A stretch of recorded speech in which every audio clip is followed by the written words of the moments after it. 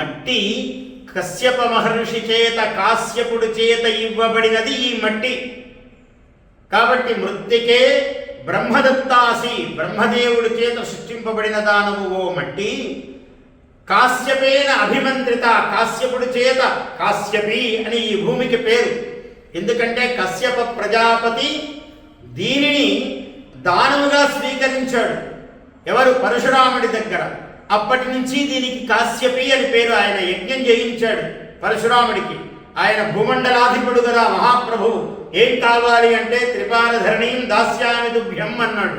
సరే దానం తీసుకున్నాడు. యజ్ఞాంతంలో తీసుకున్న తర్వాత మరి స్వామి నా నేల మీద, నాకు ఇచ్చిన నేల మీద మీరుంటే ఎట్లా అంటే పాపం ఆయన కొత్తగా ఆ శృవముల్లో శృక్కు తీసుకుని గరిటెలాగా ఉంటుంది శృక్కు, యజ్ఞ విధిలో ఉపయోగించేది. ఆ శృక్కు సముద్రం మీదికి విసిరితే అది ఆ లోపల నుంచి కొత్త భూభాగం వచ్చింది. ఆ భూభాగంలోకి వెళ్ళిపోయాడు పరశురాముడు. దానినే కేరళ గరిట ఆకారంలో ఉంటుంది. దాన్ని ఆ పరశురామ క్షేత్రము అన్నాడు.